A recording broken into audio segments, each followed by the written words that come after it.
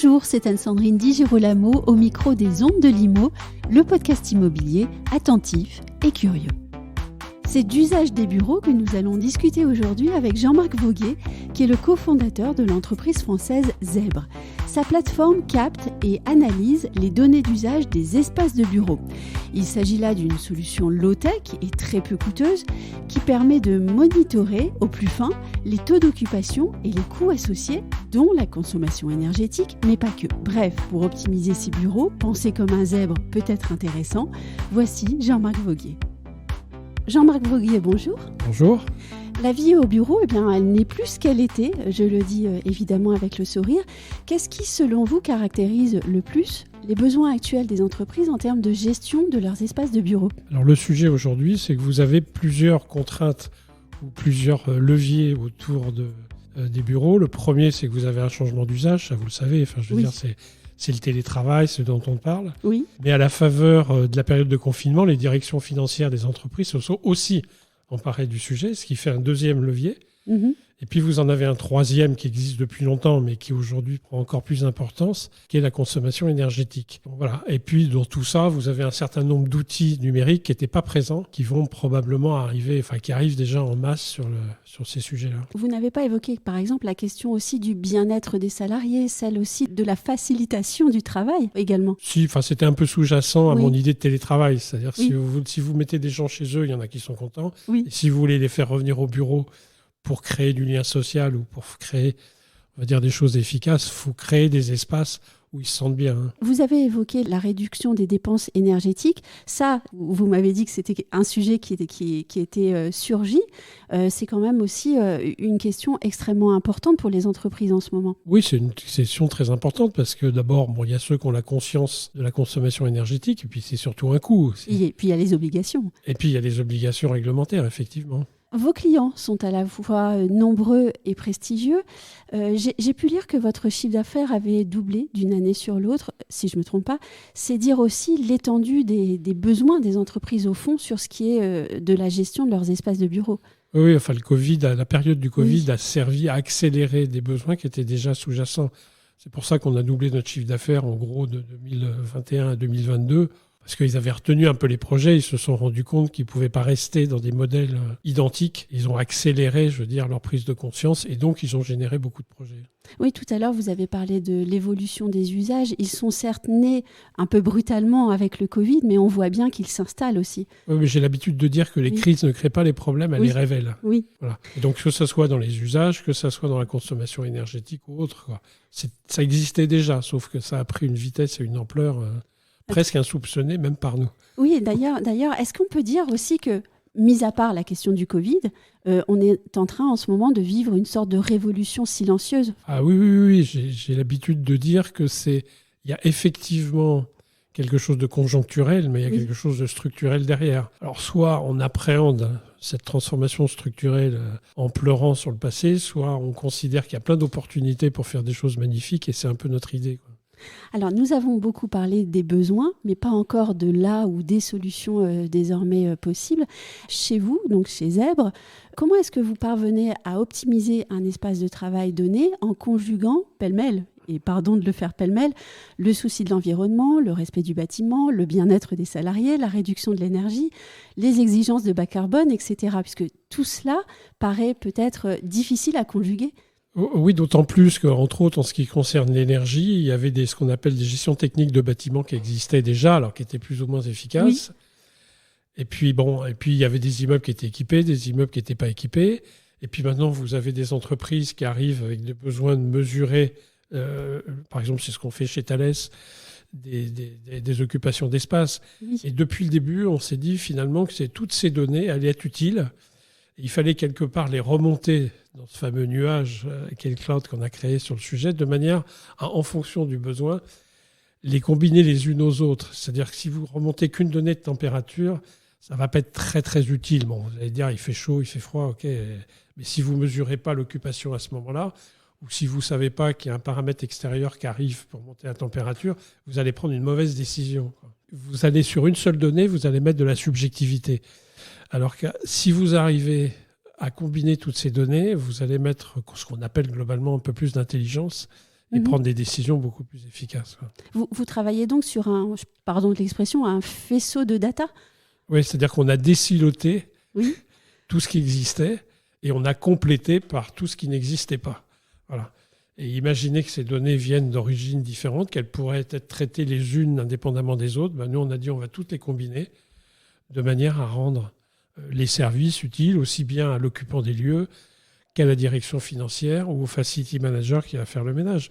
Je vous donne un exemple très simple. Si vous mettez un capteur dans une salle de réunion, vous pouvez avoir une multitude d'usages. Je vous en cite juste 2. Le premier, c'est de dire je sais si la salle est occupée ou pas. Donc, vous allez remonter ça avec une fréquence élevée pour optimiser l'occupation de la salle de réunion. Ou elle peut être utile pour l'entreprise qui fait le ménage en disant si elle a été occupée dans la matinée, je viendrai faire le ménage. C'est-à-dire que vous ne multipliez pas les sources d'informations. Vous essayez de les minimiser, quelque part d'en faire relativement peu. Vous ne multipliez pas non plus les technologies pour le plaisir de le faire. Mais vous dites finalement, en fonction de l'usage souhaité, en fonction de l'information souhaitée, avec les mêmes données, je vais pouvoir faire des choses différentes. Et donc, vous répondez aux besoins de vos clients ou vous suscitez chez votre client un besoin ? Alors, jusqu'à présent, on répondait aux besoins de nos clients parce que la prise de conscience était très verticale aussi.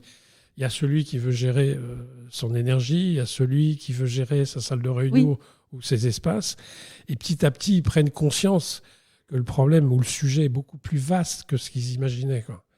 Donc, on a été obligé, pour des raisons opérationnelles, de répondre à des demandes. Mais petit à petit, on a des clients qui se disent « Oui, mais finalement, cette plateforme Zèbre, elle va permettre, a priori, d'appréhender l'avenir avec un peu plus de sérénité. » Vous communiquez sur cette solution en disant qu'elle est low-tech. Et personnellement, je pensais que le plus chic, c'était d'être high-tech. Non, low-tech, qu'est-ce que ça veut dire en pratique ? J'aurais envie de vous dire, poser la question à Solar Impulse, qui nous a labellisés, dont on est très fiers, parce qu'en général, ils labellisent des entreprises qui ont vraiment une conscience de l'environnement assez forte, parce que ça consomme très très peu. Si à chaque fois vous voulez répondre à un usage, il faut multiplier les capteurs, ça c'est pas bien, ça, parce que vous allez créer des déchets, vous allez créer plein de sources de consommation d'énergie.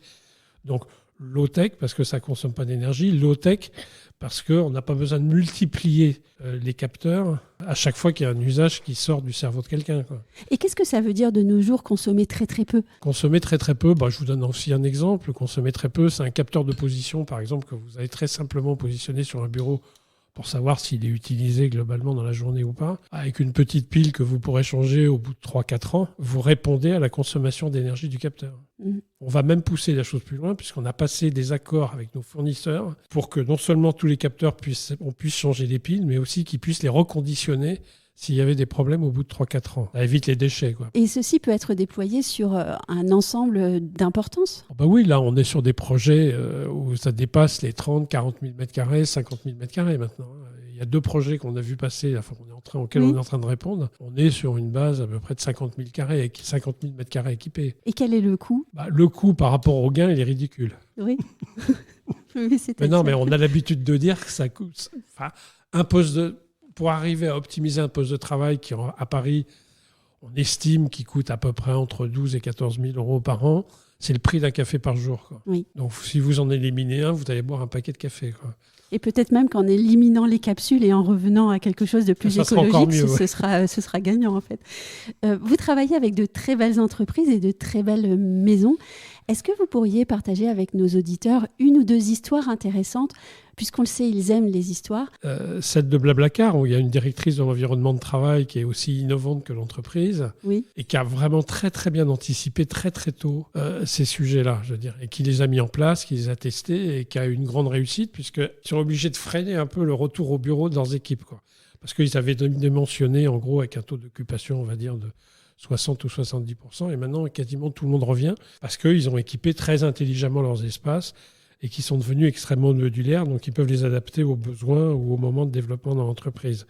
Donc ça, c'est une histoire qui nous a beaucoup marqué, parce qu'il y a 3-4 ans, il y a 2 ans et demi, 3 ans, ils étaient relativement rares à prendre le sujet aussi globalement qu'eux. Et puis, vous avez 2 entreprises, un laboratoire pharmaceutique là, qu'on a fini d'équiper sur le plateau de Saclay, donc je vous laisse trouver le nom, qui, quelque part, nous a fait l'honneur de choisir notre plateforme pour piloter non seulement tout ce qu'ils avaient déployé, mais aussi de piloter ce que des grandes entreprises, dont là je vous tairai les noms, mais qui sont dans le monde de la GTB, avaient déjà déployé en disant vous allez reprendre en charge tout ce qu'ils ont déployé parce que moi j'en peux plus de tous ces morceaux dans tous les sens et votre plateforme va faire la synthèse de tout ça de façon à ce que moi je pilote l'ensemble avec un seul outil, quoi, quelle que soit l'origine des déploiements précédents ou des technologies.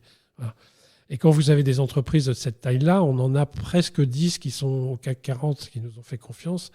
Vous dites c'est sympa parce que quelque part vous dites comment une grande entreprise comme ça peut faire confiance à une entreprise petite, quand même, somme toute, et innovante. Voilà. Ça veut dire qu'on a certainement touché du doigt quelque chose, un vrai besoin, quoi. Oui. Voilà. Mais là, on a parlé des grandes entreprises et de très grandes entités avec de très belles marques. Est-ce que vous vous adressez aussi à des TPE ou des PME ? Oui. C'était le marché auquel on pensait quand on a créé l'entreprise. On s'est dit, ce n'est pas des grandes entreprises qui vont nous faire confiance, c'est des TPE, PME. Oui. Donc, bien sûr, on est capable de les équiper, assez facilement d'ailleurs. Est-ce que les petites entreprises sont plus frileuses à passer le pas ou est-ce qu'elles ont d'autres choses à penser peut-être ? Oui, parce qu'en général, elles sont elles sont moins structurées, il y a moins de monde. Les problématiques de télétravail ou les problématiques d'occupation des espaces, ça se règle un peu au fil de l'eau. Là, je vous parlais d'entreprises qui ont plus de 10, 20, 30 milliers de salariés, si vous voulez. Celles-là, il faut qu'elles prennent des décisions qu'elles ne peuvent pas au quotidien gérer parce que ça devient totalement ingérable, quoi. Et puis, on peut se dire que les grandes sont en train d'ouvrir le chemin à ce qui deviendra un réflexe pour tous. Oui, puis je pense que les enjeux financiers pour ces grandes-là sont colossaux, quoi. Je vous citais une compagnie aérienne tout à l'heure que nous avons comme client, qui est Air France. Air France, en plus, doit être un modèle au niveau de l'État. Ils ont la pression des ministères en disant « ouvrez le chemin pour les autres entreprises. Ouvrez qu'une grande entreprise peut mieux occuper ses locaux, les réduire si nécessaire, et puis les chauffer de plus intelligemment. » On a des clients qui, par exemple, ouvrent tous leurs locaux dans un format flex-office du lundi au jeudi, et puis qui disent tout le monde est en télétravail le vendredi. Sauf que le vendredi, ils ne chauffent qu'un bâtiment au cas où il y a des gens qui aient vraiment besoin de venir. C'est-à-dire qu'ils font l'économie, en gros, de 90% de leur surface en termes de chauffage, par exemple. Oui, et ça passe très, très bien, d'ailleurs. Merci beaucoup, Jean-Marc Voguet. Je vous en prie.